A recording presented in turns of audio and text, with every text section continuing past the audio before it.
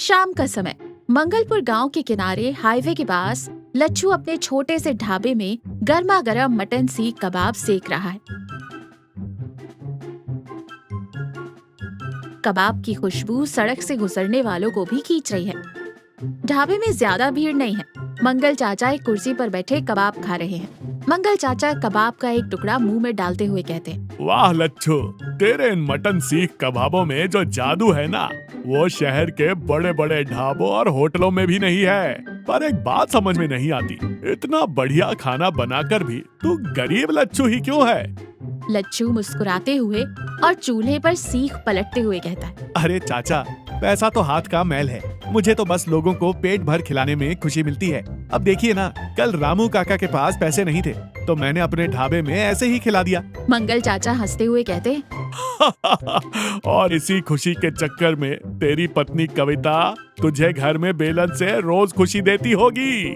तभी वहाँ सेठ लाला जी आते हैं। उसने महंगे कपड़े पहने हैं, लेकिन शक्ल से ही कंजूस लगता है। ओहो लच्छू, बड़ी दूर तक महक आ रही है तेरे ढाबे के कबाबों की। चल एक प्लेट लगा दे, पर देख ज्यादा तीखा मत करना। कल तेरे कबाब खाकर मुझे गैस हो गई थी, इसलिए आज पैसे आधे ही दूंगा। लच्छू थोड़ा मायूस होकर कहता है, पर सेठ जी, आप रोज पूरा कबाब खाते हैं, पैसे हमेशा आधे ही देते हैं। ऊपर से मेरे इस ढाबे की जगह का किराया भी आप बढ़ा रहे हैं। सेठ जी आंखें तरेरते हुए कहते हैं, अरे ढाबा चल रहा है, किराया तो लगेगा ना। तू एक काम कर, मैं तुझे एक चुनौती देता हूँ।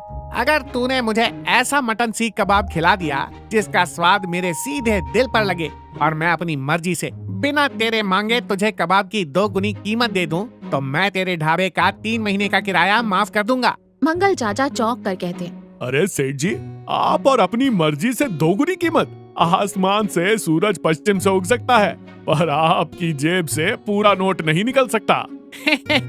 यही तो शर्त है। अगर लच्छू हार गया तो उसे 3 महीने मेरे खेतों में मुफ्त काम करना पड़ेगा। बोल लच्छू, है मंजूर? लच्छू थोड़ी हिम्मत जुटाकर कहता है, ठीक है सेठ जी, कल शाम को हमारे ढाबे पर आइएगा। लच्छू घर आता है। कविता एक टूटी हुई चारपाई पर बैठकर सब्जी काट रही है। लच्छू डरते डरते कहता है, कविता, ओ कविता, आज मैंने सेठ लाल जी से एक शर्त लगा ली है। कविता चाकू रोक कर तीखी नजरों से कहती है, मुझे तो कभी कभी लगता है कि आपके दिमाग में कबाब का कीमा भर गया है। अब ये कौन सी नई मुसीबत मोल ले आए? लच्छू सारी बात बताता है। कविता माथा पीटते हुए बोलती है, हे भगवान, वो लाल जी इतना कंजूस है कि अगर उसे मक्खी निगलने पर पैसे मिले तो वो चाय में गिरी मक्खी चूस कर फेंक दे। वो आपको कभी अपनी मर्जी से पैसे नहीं देगा। आपने खेतों में मुफ्त मजदूरी करने का इंतजाम कर लिया है। लच्छू भावुक होकर कहता है, अरे कविता, मेरे हाथ के स्वाद की भी तो कोई कीमत है। मैं कल अपने ढाबे में सबसे बेहतरीन मसालों का इस्तेमाल करूंगा, देखना सेठ का दिल पिघल जाएगा। लच्छू का ढाबा। अगला दिन शाम का समय। लच्छू ने आज ढाबे के पास तैयारी की है। सेठ लाल जी ढाबे की एक कुर्सी पर चौड़ कर बैठा है। लच्छू गर्मा गर्म कबाब प्लेटों में देते हुए कहता है, लीजिए सेठ जी, आज मैंने इसमें शहर का सबसे महंगा काली मिर्च और जावित्री का मसाला डाला है, खाइए।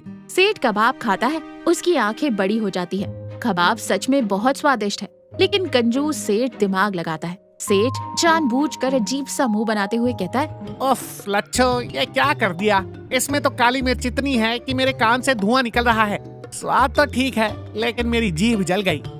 सेठ जेब से 10 रुपए निकाल कर ढाबे की मेज पर रख देता है। ये ले, आज तो 10 रुपए ही मिलेंगे, बाकी के 10 का मुझे ठंडा पानी पीना पड़ेगा। शर्त तो तू हार रहा है लच्छू। सेठ हंसता हुआ चला जाता है।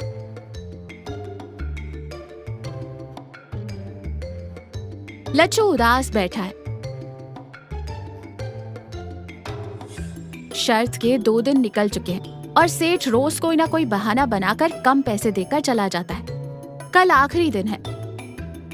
लच्छू निराश आवाज में कहता है, कविता, तू सही कह रही थी, वो आदमी पत्थर है। कल मेरे कबाब में कोई कमी नहीं थी, फिर भी उसने कह दिया कि कबाब का रंग उसकी शर्ट के रंग से मैच नहीं कर रहा, इसलिए पैसे कम देगा। मैं हार गया। कविता लच्छू के पास आकर बैठती है। उसकी आवाज में अब गुस्सा नहीं, प्यार है। सुनिए, मंगल चाचा ने आज मुझे एक बात बताई। सेठ लाल जी की पत्नी पार्वती काकी जो 10 साल पहले गुजर गई, वो सेठ जी से बहुत प्यार करती थी। सेठ जी को उनके हाथ का सादा खाना बहुत पसंद था। तो मैं क्या करूं? मैं तो ढाबे में मटन कबाब बनाता हूं। असली स्वाद महंगे मसालों में नहीं, उस एहसास में होता है जो किसी की याद दिला दे। कल आप कोई महंगा मसाला नहीं डालेंगे, बिल्कुल सादा नमक और हल्के लहसुन वाला मटन कबाब बनाएंगे और उसके साथ मैं अपने हाथों से सिलबट्टे पर वो कच्चे आम और पुदीने की चटनी बनाकर दूंगी जो मेरी दीदी ने मुझे सिखाई थी। कहते हैं पार्वती काकी भी बिल्कुल वैसी ही चटनी बनाती थी। सादा कबाब और चटनी, क्या इससे सेठ मानेगा? इंसान का बटुआ भले ही कंजूसी से बंद हो, पर दिल का ताला यादों की चाबी से ही खुलता है। कल ढाबे में यही होगा।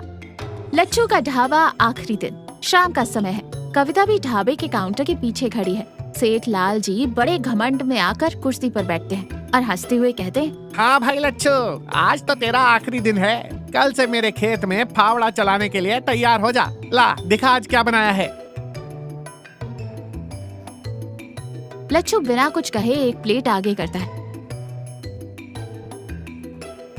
उसमें महंगे मसालों का रंग नहीं है, बल्कि एक सादा अच्छे से सिका हुआ मटन सीख कबाब है और साथ में हरे रंग की खुदरी सी सिलबट्टे पर पिसी हुई चटनी है। सेठ जी मुंह बनाते हुए कहते, ये क्या है? आज हार मान ली क्या? ना कोई सजावट, ढाबे में ना कोई महक। लच्छू शांत स्वर में कहता है, सेठ जी, आज मैंने कोई कारीगरी नहीं की, बस एक आम इंसान के लिए सादा खाना बनाया है। एक बार खाकर देखिए।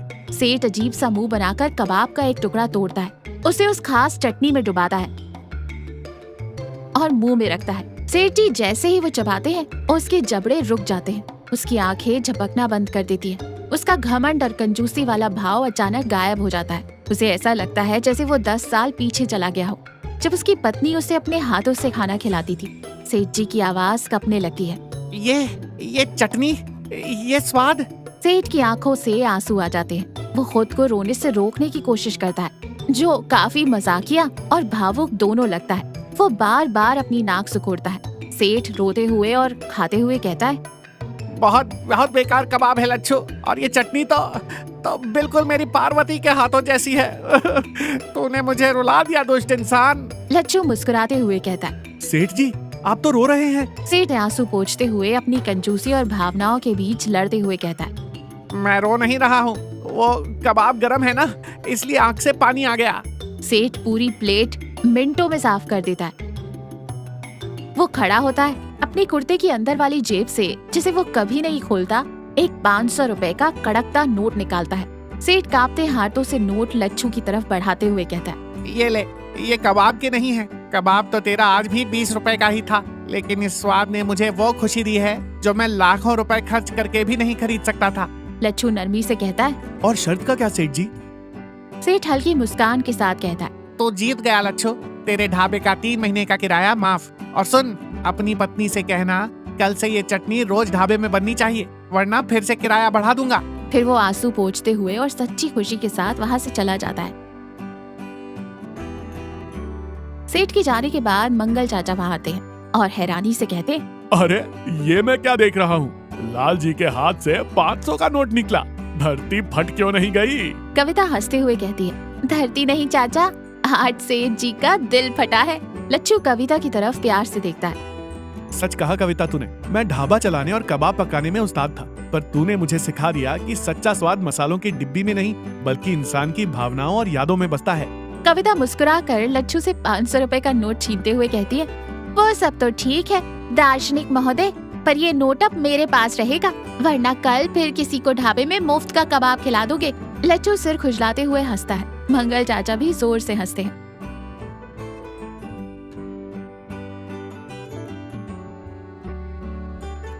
इंसान कितना भी कठोर या कंजूस क्यों ना हो, सच्ची भावनाएं और प्यार उसके दिल तक पहुंच ही जाते हैं। हुनर के साथ जब दिल का जुड़ाव होता है तो वो हर पत्थर को पिघला सकता है।